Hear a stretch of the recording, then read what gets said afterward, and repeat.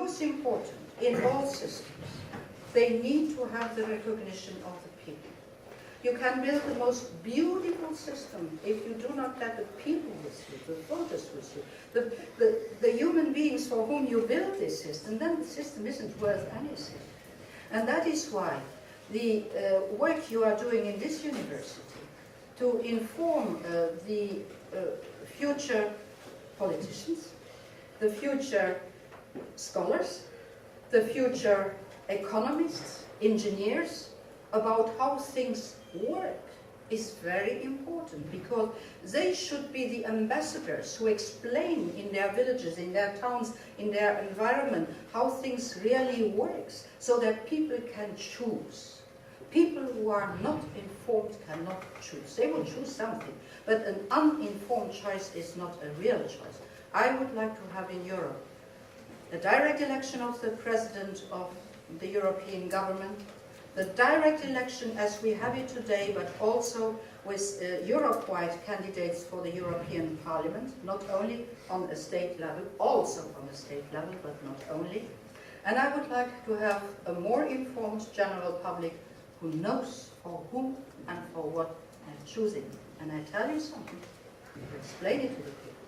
If the people know, they all vote for the United States of Europe.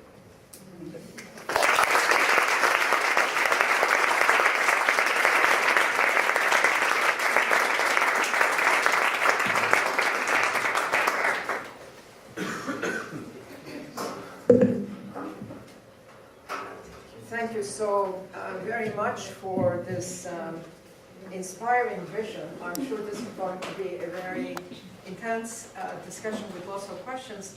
Let me just comment on a few points just to open the conversation. Now, I want to raise some questions about, or just share some thoughts with you about the free trade agreement, beginning with the EU and the US free trade agreement. Of course, you give a very inspiring vision which appeals not only to interests reasonably considered, but also to common values. And that is fine, but here's a question. Free trade agreements have a dual face. Sometimes they end up in a cycle of spiraling to the bottom as far as rights are concerned. And you have worked on social and economic rights, and you are the commissioner also of the Charter. So one question that will emerge is, if this free trade agreement proceeds and more enterprises are established on both sides of the border, I mean, this is already happening, what is going to be the scale of rights? In other words, could the objection be that you might have the European firms agree to lesser standards of labor protection, safety protection, environmental protection, or could it be that the US firms will have to rise to a higher standard of harmonization? And another comment is about the tension between identity and solidarity. I'm a friend of Europe, and I don't mean to simply circulate everything that we are being fed or every week. I do agree that the coverage of the European Union by the American press is the pits. Either people are ignorant, or it's because a lot of the American public, frankly, does not trust Europe to come forward with some new ideas. There is still a kind of reticence about the capacity of Europe to escape from its past. I think this is true. Now, but the question of identity and solidarity, I think this is actually a very, very tough issue, and it's not a technical issue. Identity questions are never technical questions. The difference between the kind of federalisms that you're talking about is that the United States is territorial federalism, and not where federal units also overlap to some extent with ethnocultural or national units, although Texas thinks it's part of a national federation and may want to secede. Although you always hear about Texas seceding, right? There are some talks like that. But in Europe, a federalist project could run up against these very difficult questions of identity and solidarity. And this is especially a problem for the small states of Europe, who I think are very self-conscious and defensive about being swallowed up. There are many questions, and I believe it would make debates for hours and hours to speak about this, but let me just take the last one, because this is one which is very dear to my heart. I'm a Luxembourger. We have passed now the limit of 500,000 citizens. About And 23% of which are third and country see- nationals, if I remember correctly. I'm sorry? 23% of which are naturalized third country nationals. 45% of those who are not Luxembourgers. Okay? Yeah. You speak now to the second most powerful person in the European Union. And the second after President Barroso. And I'm coming from Luxembourg. Why? Because Luxembourgers from the beginning on knew that they have to play the game and play the game better. Because Luxembourgers from the beginning on knew that if they wanted to preserve their identity, they needed to be the engine of the creation of a federal Europe. Why? It comes out of history. I don't start too early, but let's only start with the 20th century. We were a neutral country. As a neutral country, we have been annexed, not occupied, annexed by the Nazis. We had the second highest casualties per capita during the Second World War after the Polish. And we understood,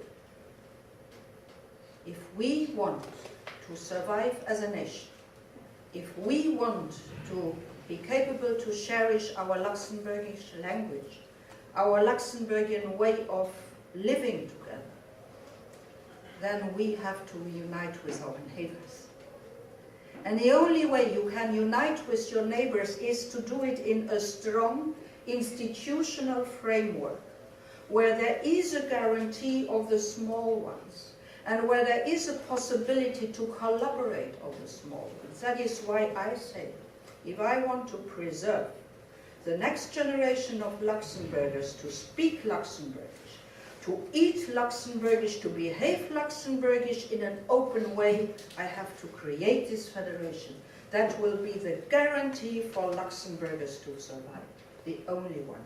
If not, we will be eaten. The worst thing which could happen is that we do not create a federation and the big nations in Europe unite and they create a group of big nations which impose on the smaller ones what they want. They could do it because they are more powerful. I mean, all our neighbors are counting in millions what we are counting in thousands as population. So it is for Luxembourg a question of survival. So I do say just the contrary of what you have observed. Just the contrary. And I say it out of historic experience and a long political life. I have been fighting for this out of understanding and coming from a family of freedom fighters. Half of them have been killed by the Nazis. So I know what I'm fighting for. I want my sons not to be needed to go to the freedom fighters underground, not to be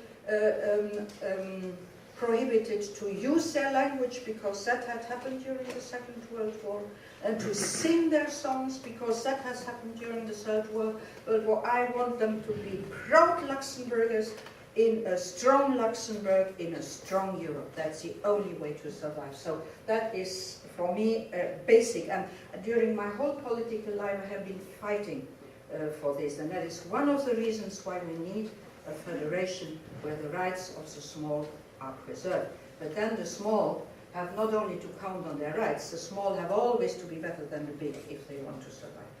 So you are not chosen as a political leader if you are not good. Huh? You have to show that you are capable to do the job. But then if you are capable to do the job, you are chosen in Europe despite the fact that you are coming from a small country. And that gives me hope that a federation can work. Now, the free trade, I would not like, madam, the free trade agreement, any free trade agreement, and we have managed to do that with the free trade agreements which we have completed. 1 or 2 weeks ago, we have completed the one with Canada, for instance. So it's not the first time that we do it, it's the first time that we do it with a partner which is as strong as we are economically speaking. So that will make a whole difference, not only for Europe and for the United States, but for the whole world. But yes, there are labor laws, there are data protection laws. By the way, many of those elements are out of a free trade agreement because they are neither tariffs nor products. They go under the GATS agreement. And the GATS agreement has already foreseen the exception to the rules. Speaking about data protection, the reason why this is not in the free trade agreement is that Article 14 of the GATS agreement says we can do our own rules. And Americans can do their own rules. That's why I say, for God's sakes, then make the rules. President Obama has, in his speech to the Union, said that he wants to make a privacy act. Well, he should do it. I have found that on the Hill, the bipartisan mentality says that maybe they wouldn't like to do it with Obama, but they would like to do it. So I said, that shouldn't be a problem. Who is the president? If they want to do it, they should do it. And Americans need that they do it. Europeans need that they do it. Because if you want to build a bridge, it's not enough that we have in Europe a strong pillar. And then what kind of bridge do we build to the other part? Huh? There needs to be a strong pillar here. And that Americans have to decide about what is a strong pillar. And then between those two strong pillars, we build the bridge. So see, that is how I see that it works. I agree with you on visa and other questions. A lot of these questions have been born out of the 9/11 fear. And that is the difference between the United States and Europe, actually. Because for us Europeans, data protection and security measures are the two parts of the same coin. They are not enemies. Very often here in the United States it is considered you do either the one or the other, and that is a wrong presumption. You can do both. We consider in Europe, and I know that this should be the same in the United States, and I'm confident that the Hill is going to make it the same, that yes, you need secret services, but no secret services outside of the law or over and above the law. There have to be specific laws for a secret service to be capable to act. And we do have even international agreements. We have between the United States and Europe the Mutual Legal Assistance Agreement, which says exactly what an NSA has to do in order to get information from a private company in Europe. Now what is the NSA doing? They go directly to the private company and they say, you give us the information. And then the company has to choose. Is it illegal in Europe or is it illegal in the United States? They very often choose to be illegal than in Europe. That's why I make a new law which will cost to them when they're illegal in Europe, up to 5% of worldwide turnover. That's the only way you can handle these kinds of questions. But you see, there are laws. And in a democracy, laws have to be applied. And in a democracy, the application of laws has to be supervised. I have asked the Hill to start to supervise. Thank you. Shall we open it to the audience Yes. now? You've been listening very patiently. We'll take some.